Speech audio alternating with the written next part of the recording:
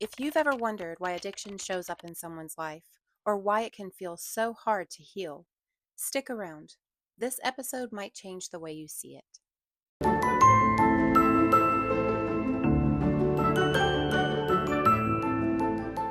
Today we call it addiction. Ancient cultures called it something very different.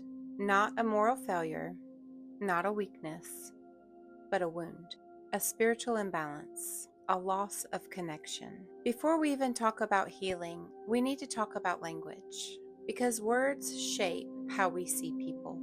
The word addiction comes from the Latin addicere. It didn't originally mean craving or compulsion. It meant to be bound, to be assigned, or to be given over. In ancient Rome, an addictus was a person who had fallen into debt and was legally bound to another person until that debt was worked off. Here's the key part. An addictus wasn't evil, they weren't defective, and they weren't shamed. They were someone who had lost autonomy because of circumstances. Addiction, at its root, was never about moral failure. It was about loss of agency. And the ancients understood when someone loses control over their life, something has gone very wrong in the system around them. In the modern world, addiction is often treated like a defect, something wrong with you. But in many ancient cultures, addiction wasn't seen as the problem. It was seen as a signal, a sign that something in the person's life, spirit, or community was out of balance. Ancient people understood something that we've forgotten. Humans don't cling to substances for no reason. They cling because something hurts. In ancient Greece, balance was everything. They believed in sophrosony, moderation, harmony, self-knowledge. Even their gods reflected this. Dionysus, the god of wine, ecstasy, and madness, represented both liberation and destruction. The message was clear. Pleasure without grounding leads to chaos. But pleasure itself was not condemned. The problem wasn't desire. The problem was disconnection from balance. How they worked with it. Philosophers, physicians, and elders focused on daily rhythm, physical movement, meaningful work, mentorship, and restoring purpose. They didn't ask, how do we stop this behavior? They asked, how do we return this person to harmony? Many indigenous cultures viewed addiction as a form of soul loss, not in a supernatural sense, but in a deeply human one. Trauma, grief, displacement, losing your role in the tribe, losing your sense of belonging. Addiction wasn't treated privately. Healing didn't happen in isolation. It happened through ceremony, storytelling, community witness, reconnection to land and identity. The person wasn't shamed. They were brought back in. Because the belief was simple. A wounded soul doesn't need punishment. It needs remembering. There's something else many ancient cultures quietly recognized. Sometimes intense emotional or psychological distress wasn't seen as random. It was seen as a sign that a person had sensitivity, insight, or capacity to offer, but no container for it. In some traditions, this was called a calling sickness. Not because suffering was celebrated, but because gifts without guidance can overwhelm the nervous system. The solution wasn't to label or exile the person.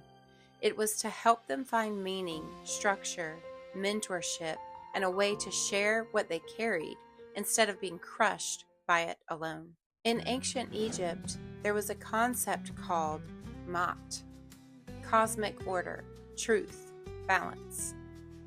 Addiction wasn't labeled as a disease, but behaviors that disrupted harmony were seen as signs of imbalance between mind, body, and spirit. Healing involved ritual, medicine, prayer, changes in daily living. Not just treating symptoms, but restoring order. Again, the focus wasn't blame, it was realignment. Here's something important we don't talk about enough. Ancient cultures didn't expect healing to be fast. They understood that when someone became bound to a substance, that bond had to be gently unwound. Common threads across cultures. The person stayed connected to the community. Elders or healers acted as guides, not as authorities. Structure replaced chaos. Meaning replaced escape. Addiction wasn't treated as an enemy to fight. It was treated as a message to interpret. Across civilizations, one truth shows up again and again. Addiction was never just about the substance. It was about pain, disconnection, trauma, loss of identity, loss of meaning. Ancient cultures understood something modern systems often miss. You don't heal addiction by isolating people. You heal it by reconnecting them. Today, we live in a world that isolates, labels, and medicates, sometimes without ever asking why someone is hurting. Ancient wisdom doesn't reject modern science, it complements it. It reminds us that healing is not just chemical, it's emotional, social, and spiritual. So maybe addiction isn't a failure of willpower. Maybe it's a sign that someone adapted to survive something unbearable. And maybe healing begins when we stop asking what's wrong with you and start asking what happened to you and who are you beneath the pain. Ancient cultures never forgot the humanity of the wounded. Maybe it's time we remember it again. And if this perspective felt interesting to you, stay tuned for the next episode, where we're going to deep dive into the concept of manifestation. Not deifying it, not turning it into something mystical or out of reach, but grounding it in ancient wisdom and familiar teachings. Ideas you'll recognize from philosophy, from early spiritual traditions, and even from biblical concepts like faith, intention, and asking, seeking, and knocking. We'll take the woo out of it and look at manifestation as alignment, participation, and conscious choice, not magic. And if you enjoyed this video, please be sure to follow for more, because at Carolyn's Curious World, we're always diving in deep. Stay curious.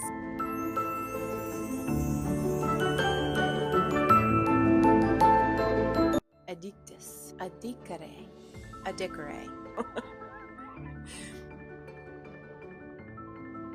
Addicere.